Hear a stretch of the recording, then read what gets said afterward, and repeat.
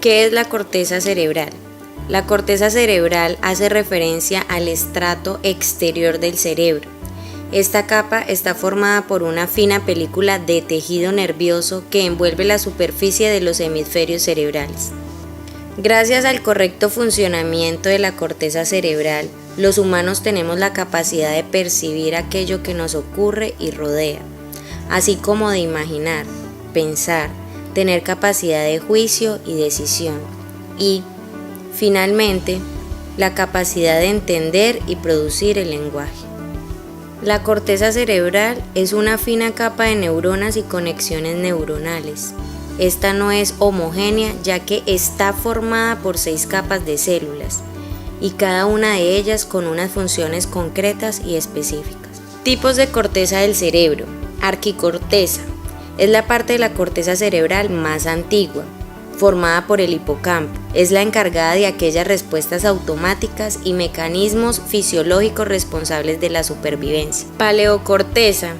Esta clase de corteza alberga las terminaciones de las vías olfatorias. Isocorteza o neocorteza. Es la zona de la corteza más reciente y la encargada de los procesos de razonamiento y del pensamiento abstracto.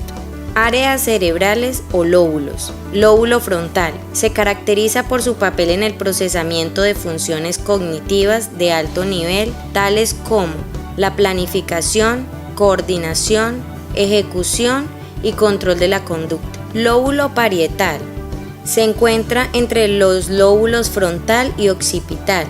Se encarga principalmente de procesar información sensorial que llega de todas las partes del cuerpo, como el tacto, la sensación de temperatura, el dolor y la presión. Es capaz de relacionar esta información con el reconocimiento de números. También hace posible el control de los movimientos gracias a su cercanía a los centros de planificación del lóbulo frontal.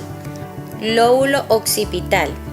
Es la primera zona de la neocorteza a la que llega la información visual, por lo tanto, tiene un papel crucial en el reconocimiento de objetos cuya luz es proyectada sobre la retina, aunque por sí misma no tiene la capacidad para crear imágenes coherentes. Lóbulo temporal. Se encarga de recibir la información de muchas otras áreas y lóbulos del cerebro, y sus funciones tienen que ver con la memoria y el reconocimiento de patrones. Juega un papel en el reconocimiento de rostros y voces, pero también en el recuerdo de las palabras. Capas de la corteza cerebral.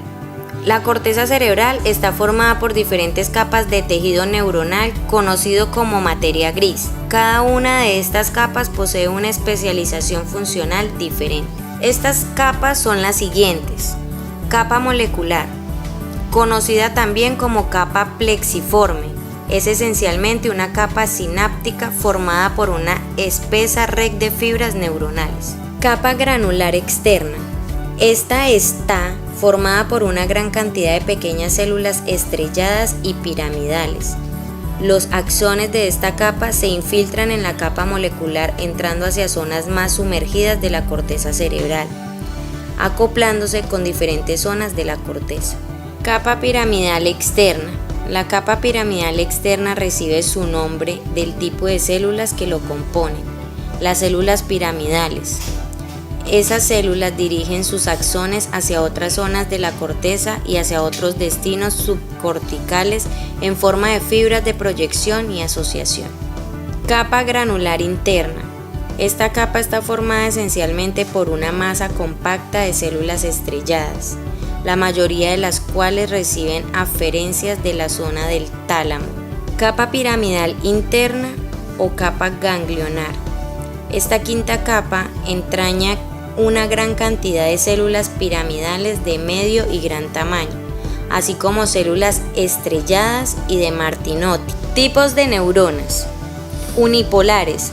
Son aquellas en las que del soma únicamente surge una prolongación o neurita, la cual actuará como axón y a la vez dispondrá de dendritas, con lo que puede tanto recibir como transmitir información. Bipolar. Se caracterizan por la presencia de un axón y una dendrita. Multipolares. Se caracterizan principalmente por presentar un único axón junto con múltiples dendritas. Funcionalmente, Las neuronas se clasifican en 3 categorías según la transmisión del impulso nervioso. Neuronas sensitivas aferentes. Transmiten impulso desde la circunferencia hasta el sistema nervioso central. Neuronas motoras eferentes. Conducen impulsos desde el sistema nervioso central hacia las células efectoras. Interneuronas. Conectan unas neuronas con otras y son las más abundantes, ya que representan hasta el 99% de todas las neuronas.